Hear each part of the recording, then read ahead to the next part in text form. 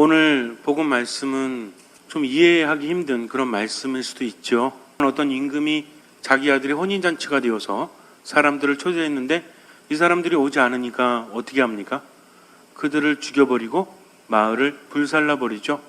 그리고 길거리에서 아무나 불러오라고 말합니다. 왜냐하면 이미 잔치는 벌어졌는데 손님들이 없으면 잔치가 될 수 없어서, 그래서 사람들이 마구잡이로 불러 들어오죠. 그런데 어떤 한 사람이 예복을 입지 않았어요. 그래서 이 사람은 꽁꽁 묶여서 밖으로 쫓겨나지 않습니까? 임금이 좀 이상하죠? 평범치 않아요. 그런데 우리가 감으로 알 수 있는 것은 여기서 임금은 누구다? 하느님이시다. 그러면 하느님이 이상하신 겁니까? 가만히 보면 왜 임금이 그런 처사를 했는지 우리는 알 수가 있어요. 임금 아들의 혼인잔치가 됐다는 것은 아들은 누구를 의미합니까? 임금의 후계자를 의미하죠. 절대 권력이죠. 우리가 사극을 봐도 보통 왕이라든지 아니면 왕세자들, 왕이 될 사람들한테는 많은 사람들이 굉장히 잘하죠. 그런데 그 왕세자가 혼인잔치를 하는데 오지 않았다? 그것도 초대받은 사람들이. 초대는 어떤 사람들이 받습니까, 보통? 우리 여러분들 가끔 청와대에서 초대장 오죠? 오찬에 참여하라고. 그렇지 않아요. 아무나 초대받을 수 있는 것은 아니라는 겁니다. 그렇다면 더군다나 요즘 시대도 아니고 옛날에는 일반 백성들을 궁으로 초대한다는 것은 쉬운 일이 아니에요. 그래서 임금의 아들의 혼인잔치에 초대받을 수 있는 사람들은 고관 대작들이었다는 거죠. 그러니까 벼슬을 하고 있는 관료들이었다는 겁니다. 그런데 임금과 그 아들, 즉 절대 권력을 가진 그런 사람의 혼인잔치에 가지 않는다는 것은 무엇을 의미합니까? 첫째는 미치거나 아니면 두 번째는 어떤 속셈이 있다는 거죠. 첫 번째 그들을 초청했을 때 그들은 가지 않아요. 그러니까 임금이 두 번째로 초청을 합니다. 그랬더니 이 사람들이 어떻게 합니까? 다른 종들을 보내서, 그러니까 첫 번째 종들의 말을 듣지 않으니까 다른 종들을 보내서 이미 잔치상이 마련됐으니까 오라고 하죠. 그랬더니 그 사람들이 어떻게 해요? 그 종들을 잡아 때리고 죽였다는 거죠. 임금이 이상한 것이 아니라 이 사람들이 임금의 신하이었음에도 불구하고 임금의 아들의 혼인잔치에 가지 않을 뿐만 아니라 그 종들을 잡아 죽였다는 것은 임금의 권위를 땅에 떨어뜨린다. 역사적으로 봐도 이런 일은 없어요. 신하된 도리로서 임금에게 그런 일을 한다는 것은 다른 마음을 품었다는 겁니다. 그러니까 임금을 임금으로 생각하지 않는다는 거죠. 떠오르는 단어가 있죠. 무엇입니까? 모반이죠, 모반. 더군다나 드러내놓고 모반을 하는 거죠. 그래서 임금은 그들을 잡아 죽입니다. 그리고 나서 이제 새로운 사람들을 불러들이는데 가서 아무나 데리고 와라 그랬더니 선한 사람, 악한 사람 모두 데리고 오죠. 잔치가 벌어집니다. 그런데 임금이 와서 보니까 한 사람이 예복을 입지 않고 있어요. 우린 이렇게 생각할지 몰라요. 시간이 없지 않았나. 초대를 받아도 원래부터 준비되지 않았는데 그 상태로 왔으니 예복을 입지 않았을 수도 있죠. 그렇지 않습니까? 그런데 임금이 뭐라고 합니까? 친구여, 자네는 왜 예복을 입지 않았는가? 그랬을 때 그는 아무런 대답도 하지 못합니다. 핑계를 댈 수 없었다는 거죠. 왜냐하면 다른 사람들은 모두 예복을 입고 있었지만 이 사람은 입지 않고 있었기 때문이라는 거죠. 오늘 비유를 들기 전에 예수님께서는 포도원 주인과 소작농에 대해서 이야기를 하시거든요. 더군다나 대사제들과 백성의 지도자들과 원로들에게 말씀하십니다. 이 사람들은 어떤 사람들이었어요? 백성을 지도해야 됐고 다스려야 됐고 이끌어야 되는 책임자들이었죠. 그렇기 때문에 오늘 복음 말씀에 있어서 중요한 것은 이것이 이치에 맞는가 맞지 않는가 이게 아니에요. 그 비유가 담고 있는 의미가 무엇인가 하는 거죠. 우선은 첫 번째로 포도원 주인과 소작인의 비유는 잘 아시죠? 포도원 주인이 소작을 맡기고 멀리 갔다가 포도철이 되니까 어떻게 합니까? 수확철이 되니까 이제 수확한 거 가지고 도조를 받아와라 하면서 종들을 보내니까 어떻게 해요? 종들을 두 차례 보냈지만 잡아 죽이기도 하고 욕하기도 하고 모욕하기도 하고 때려 죽이죠. 그랬더니 뭐라고 합니까? 이제는 내 아들을 보내야 되겠다. 내 아들은 알아보겠지 하면서 보냈더니 어떻게 해요? 저자가 상속자다. 저자를 죽이면 이건 우리 것이 된다라고 해서 죽이지 않습니까? 그랬더니 주인이 어떻게 해요? 군대를 보내서 다 죽여버리고 제때 도조를 내는 새로운 이들에게 그 포도밭을 맡긴다 합니다. 그 다음에 오늘의 비유 말씀이 이어진다는 거죠. 그래서 이미 첫 번째 짐작을 했겠지만 오늘 말씀에서 중요한 것은 이미 초대받은 사람들과 나중에 초대받은 사람들.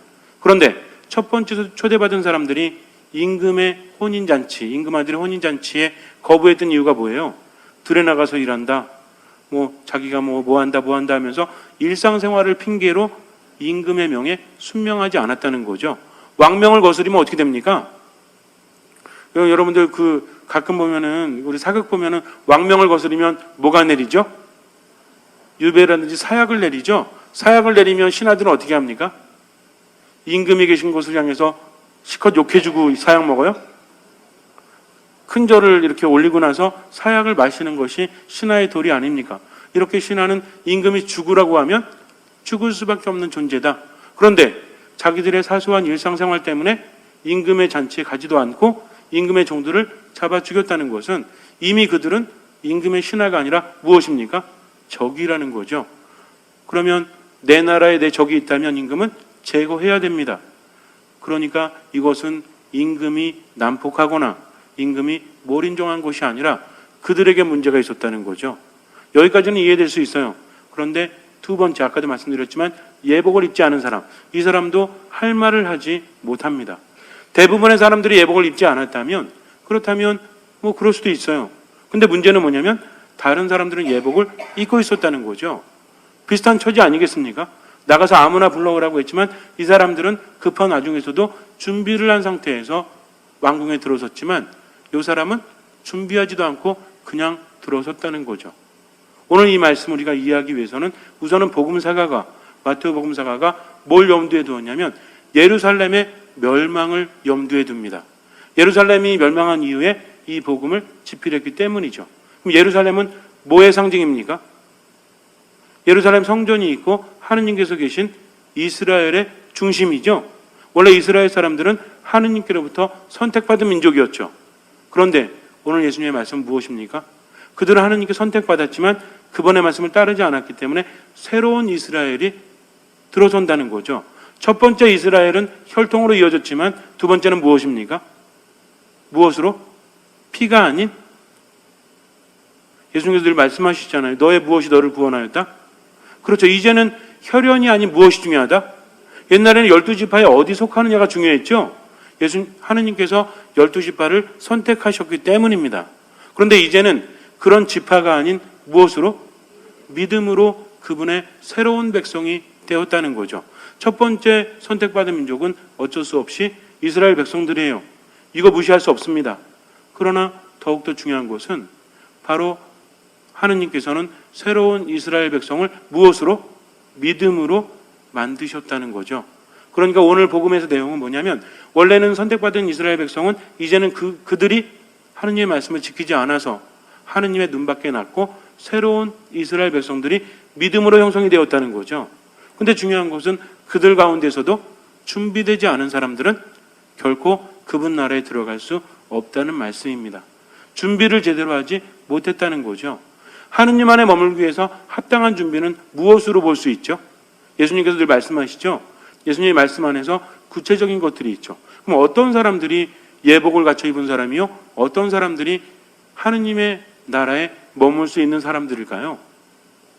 그러니까 간단히 말하면 예수님의 비유 말씀을 들어보니까 어떤 나무에 대한 비유도 있고 막 그러죠? 무엇입니까? 무엇을 맺는 사람들? 열매를 맺는 사람들. 그분은 뭐라고 하십니까? 열매를 맺지 못하는 나무는 모두 불에 던져질 것이다. 오늘 이 사람이 어떻게 됐어요? 분명히 초대를 받았지만 예복을 준비하지 못해서 어떻게 됩니까? 꽁꽁 묶여가지고 밖에 암흑 속으로 쫓겨나 버리죠. 뭐와 비슷해요? 열매를 맺지 못한 나무는 모두 불 속에 던져지는 것과 비슷하다는 거죠. 그러니까 주님의 나라에 합당한 사람은 그에 맞는 열매를 맺는데 이 열매는 무슨 열매입니까? 이게 사랑의 열매라는 거죠. 하느님을 사랑하고 이웃을 사랑하는 것. 근데 이것도 중요합니다. 사랑이 뭔지 모르면 그 열매를 맺을 수 없죠. 우리는 사랑에 대해서 저마다 다른 생각을 해요. 사랑에 대한 정의가 굉장히 많습니다. 그러나 형태는 다르다고 할지라도 우리가 말하는 사랑의 열매는 어떤 사랑입니까? 이 사랑에는 황금률이 따라야 한다는 거죠. 이중 계명이 따라야 한다는 겁니다. 이걸 벗어난 것은 예수님께서 말씀하신 사랑이 아니에요. 이중 계명은 뭐죠? 우리가 이제는 사랑이라고 말할 때는 그냥 뭐 내가 좋아서 하는 사랑 이것이 아니라 이 요소가 들어가 있지 않으면 진정한 사랑이라고 말할 수 없어요. 사랑의 이중 계명과 사랑의 황금률입니다. 이 두 가지가 적용되지 않으면 그것은 나만의 사랑일 뿐 바로 예수님께서 말씀하신 열매를 맺는 사랑은 아니라는 거죠. 그러면 사랑의 이중 계명은 무엇이죠? 하느님을 사랑하고 이웃을 사랑하는 것. 이 두 가지가 이중 계명이에요. 그래서 이 두 가지가 합쳐지면 구원의 십자가가 됩니다. 십자가를 보면 이렇게 십자가에 대한 해설이 많죠. 근데 그 중에 하나가 뭐냐면 사랑의 이중 계명이라는 거죠. 예수님께서는 무엇으로 십자가를 지셨습니까? 사랑으로 십자가를 지셨죠. 원래 십자가는 어떤 도구였어요? 사형에 이르는 고통의 도구였죠. 그러나 예수님께서 십자가를 지심으로 인해서 십자가는 고통이 아니라 무엇이 됐습니까? 희망이요 구원의 도구가 되었다는 거죠. 그래서 나도 이 십자가를 져야 되는데 십자가는 분명히 고통입니다. 그러나 무엇을 위한 고통입니까? 사랑을 위한 고통이라는 거죠. 십자가의 종 부분은 무엇입니까? 하느님을 사랑하는 거죠. 횡 부분은 무엇입니까? 인간을 사랑하는 겁니다. 이 두 가지 사랑을 하는데 고통스럽다는 거죠. 그러나 고통 자체가 아니라 그것이 바로 사랑으로 이어질 때는 고통으로 머무는 것이 아니라 구원으로 이어질 수 있고 우리는 비로소 자유로울 수 있고 행복할 수 있다라는 거죠. 그래서 이 사랑의 이중 계명. 근데 또 하나 중요한 것은 뭐라고 그랬죠? 황금률이다. 하느님을 사랑하고 이웃을 사랑해야 되는 건 알아요. 그럼 어떻게 사랑해야 되죠? 그냥 그냥 사랑하면 돼요? 그것이 아니라 황금률에 따른 사랑을 하지 않으면 의미가 없다는 거죠. 황금률은 무엇입니까?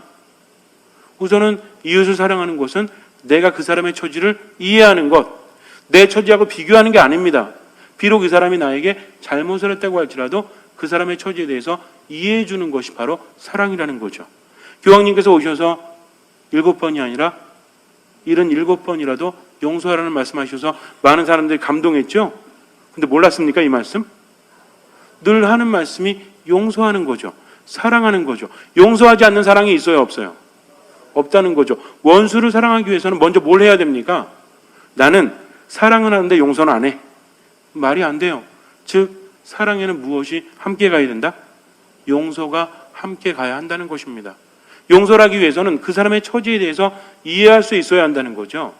내가 이해하지 못하면 도저히 사랑할 수 없기 때문에 그래서 다른 사람이 내게 해주기를 바라는 그대로 다른 사람에게 해주는 것이 바로 사랑의 황금률이다.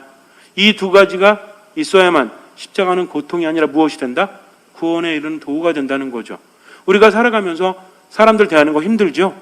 그렇지 않습니까? 근데 힘들지만 여기에 사랑이 들어가지 않으면 힘든 것으로 멈춰버리지만 여기에 사랑이 들어가면 그 힘듦이 무엇으로 바뀐다? 구원으로 바뀐다. 주님의 은총으로 바뀔 수 있다는 것입니다. 그래서 나를 따르려는 사람은 자기 자신을 버리고 제 십자가를 지고 나를 따라야 한다는 거죠. 조금 어려운 내용이지만 이해되세요? 우리가 다른 사람을 대하면서 어차피 고통 당하죠? 그러나 고통뿐만 아니라 똑같은 고통이라면 단순한 고통이 아니라 사랑을 첨가해서 구원으로 이어지는 고통으로 만들어야 된다는 거죠. 어차피 사랑하지 않아도 고통스럽잖아요. 그렇지 않습니까? 미운 놈 보면 어때요? 사랑하지 않는다고 해서 마음이 편해요? 존재만으로도 마음이 힘들잖아요. 그러면 어차피 힘들 거 사랑하자는 거죠. 사랑하는데도 힘들고 미워하는데도 힘들다면 미워해가지고 고통으로 남는 것보다는 사랑해가지고 조금이라도 나아지는 것이 낫지 않습니까? 그 사람을 위해서가 아니라 누구에 대한 믿음 때문에? 그렇죠. 주님에 대한 믿음 때문에 그분께서 그렇게 하라고 하셨으니까 이 두 가지가 결합된다면 그때부터 하느님께서 함께 하시고 내 삶은 바뀌기 마련이죠. 근데 문제는 뭐냐면 사랑하지 않고 미워만 해. 그럼 10년 지나면 안 미울 것 같아요? 미워하면서 누가 손해입니까? 내 몸이 상하고 마음이 상하죠. 근데 사랑하는 건 쉬워요, 어려워요? 어려워요. 사랑하는 거 쉬운 거 아니에요. 더 힘들 수도 있어요. 그러나 중요한 것은 사랑을 하다 보면 10년 후에는 바뀐다는 거죠. 10년이 아니라 단 한 달 후에도 바뀔 수 있어요. 내 마음이 자유로워집니다. 내 마음에 힘이 생긴다는 거죠. 그분의 도우심이 있기 때문에 이제는 내가 내 힘으로 살아가는 것이 아니라 그리스도께서 내 안에 살아가심을 깨닫기 때문입니다. 이런 신앙 체험이 없으면 우리는 제대로 살아갈 수 없다는 거죠. 분명히 우리는 하느님 나라 안에 머물고 있죠. 이 미사도 하느님 나라예요. 그렇다면 그에 맞는 예복을 입는 것은 무엇이다? 바로 열매를 맺는 것인데 그 열매는 어떤 열매다? 사랑의 열매다. 근데 사랑한다는 게 쉽다 어렵다? 어렵다. 그래서 그것을 우리는 무엇이라 부른다? 십자가라고 부른다. 그런 십자가는 원래는 고통이었지만 예수님께서 사랑으로 그 십자가를 지셨기 때문에 구원에 이르는 도구가 되었다. 그렇기 때문에 나도 십자가를 진다는 것은 어떻게 지는 거다? 사랑하는 거다. 하느님을 사랑하고 이웃을 사랑하는 마음으로 지다 보면 이 고통이 무엇으로 바뀐다? 구원으로 바뀐다는 거죠. 은총으로 바뀐다는 겁니다. 이 원리를 제대로 알게 되면 우리는 하느님 안에 머물 때마다 얼마나 행복한지 몰라요. 그러니까 성당에 와서도 어떻게 합니까? 오늘 하루 살으면서 주님 제가 사랑의 열매를 맺었습니다라고 하느님께 봉헌할 수 있다면 우리가 주일마다 봉헌하지만 평일에도 봉헌해야 돼요? 안 해야 돼요? 여러분들이 평일 미사를 가장 잘 나오시는 분들이잖아요. 그럼 평일날 올 때마다 우리가 헌금하고 봉헌하진 않지만 무엇을 봉헌합니까? 오늘의 열매를 하느님께 봉헌하는 거죠. 그러면 오늘 여러분들은 표정으로 말로 행동으로 사랑의 열매를 얼마큼 맺으셨어요? 앵두만큼? 자두만큼? 아니면 수박만큼? 복숭아만큼? 그래도 많이 맺으셨네요. 열매가 없을 수도 있어요. 그러나 몰랐기 때문이죠. 이제는 어떻게 해야 되겠어요? 우리가 하루를 살면서도 평일미사 나오시는 분들은 이따가 열심히 사 가야 되겠다. 이따 저녁 미사 가야 되겠다. 생각하시죠? 그러면 하루의 삶을 무엇을 위해 산다? 이따 미사 갈 수 있도록 준비하면서 살겠다. 오늘 하루는 내가 사람을 사랑하고 또 하느님을 사랑하면서 이렇게 살겠다라고 하루 살면 성당에 와서도 어때요? 마음이 편안하죠. 와서 이제 계산하는 거 하느님하고 제가 오늘 열매를 맺었는데요. 이렇게 입으로 사랑을 이만큼 맺었고 이렇게 생각하다 보면 마음이 흐뭇해요? 안 흐뭇해요? 근데 와가지고 그냥 사랑도 맺지 못하면 인상이 어떻게 되겠어요? 오만상을 쓰고 있지? 그러면은 편하겠습니까? 그렇지 않다는 거죠. 그래서 저는 바라요. 여러분들이 미사에 오셔가지고 편안하고 행복한 얼굴로 하느님 안에 앉아 있다면 그 순간 여러분들은 하느님 나라에 속한 백성이 되고 하느님께서 함께 하시니까 기적이 일어날 수밖에 없다는 것입니다. 이렇게 하다 보면요. 단순히 죽어서만 구원받는 것이 아니라 우리의 삶도 바뀝니다. 내가 그렇게 사람을 살리다 보면 하느님을 위해서 준비하는 삶을 살다 보면 주변 사람들도 나를 통해서 뭘 느낄까요? 우리들은 다 냄새를 풍기고 있죠? 무슨 냄새? 김치 냄새? 오늘 저녁에 뭐 먹었나 이런 거? 그런 것들이 아니라 악취나 향기를 풍기고 있다는 거죠. 사람의 향기가 얼마나 매혹적인지 아십니까? 꽃향기보다도 더 매혹적인 게 사람이죠. 꽃향기 맡으면 기분이 좋아요, 나빠요? 물론 알러지 있는 분들 말고 그래서 꽃향기 맡으면 기분이 상당히 좋죠. 산에 이렇게 산책할 때도 산에서 이렇게 나는 냄새들이 있잖아요. 얼마나 좋습니까? 똑같이 산책을 하더라도 이런 도시에서 이렇게 산책하면 매염이 막 느껴지죠. 산에 가면 어때요? 상큼한 게 막 이렇게 맡아지지 않습니까? 여기 수원대학교 뒤쪽에만 가도 그 냄새가 있더라고요. 그러니까 걸을 때만 해도 그게 굉장히 좋아요. 그렇다면 사람이 나에게 풍기는 향기는 나를 바꿔놓을 수 있다는 거죠. 어떤 사람 옆에 가면 기분이 좋아. 왜? 어떤 향기가 있으니까? 샤넬 넘버 6? 이런 거 말고 사랑의 향기를 풍기니까 우선 미소부터 짓고 나를 편안하게 해주죠. 말 한마디로 해도 사람을 살리는 말을 합니다. 그러니까 어때요? 옆에 자꾸만 있고 싶지. 그런데 어떤 사람은 어때요? 얼굴 찡그리고 맨날 남 욕만 해대고 신세 한탄만 하면 그 사람에게는 향기가 아니라 악취가 납니다. 왜? 힘드니까. 그러나 그리스도의 향기를 풍기는 사람은 사람을 살리니까 신나죠? 그러면 세상을 살면서도 뭔가 얻어먹겠어요? 못 얻어먹겠어요? 당연히 얻을 수 있는 거죠. 그래서 하느님 나라라는 것은 죽어서만 얻는 것이 아니라 살아있어도 행복하다는 겁니다. 호스피스를 오래 했던 사람들이 모여서 이제 마지막으로 임종을 맞이하는 사람들에 대해서 책을 쓴 게 있습니다. 거기 보면 사람들이 죽을 때 후회하는 게 공통적으로 3가지래요. 사람마다 다르겠지만 그래도 비슷한 3가지가 있다고 합니다. 첫 번째는 뭐냐면 많이 베풀지 못함에 대해서 후회한대요. 왜? 죽을 때가 되니까 가지고 갈 수 있는 게 없거든. 근데 하느님께도 인색했고 사람들에게도 인색했거든. 그러니까 두려워요, 안 두려워요? 무섭죠. 그때 이제 느끼는 거죠. 왜? 내가 죽을 때는 행실대로 심판받는다. 근데 여태까지 베푼 게 없으니 어디 갈 것 같아? 위로 갈 것 같아요? 밑으로 갈 것 같아요? 위로 아래로 위로 침 튀겨요 이렇게? 그것이 아니라 내가 생각하니까 위로 가지 못할 것 같거든요. 두 번째가 뭔지 아십니까? 좀 더 참지 못했음에 대해서 후회한다고 합니다. 왜? 참는 것도 사랑이었는데 내가 참았다면 많이 바뀌지 않았을까? 그런데 왜 나는 참지 못했을까? 이걸 후회한대요. 세 번째가 뭔지 아세요? 왜 재밌게 살지 못했나? 왜 즐겁게 살지 못했나? 이거 가지고 후회한다고 합니다. 그러면 여러분들은 오늘 하루를 어떻게 사셨습니까? 첫 번째, 많이 배부르면서 사셨어요? 잘하셨어요.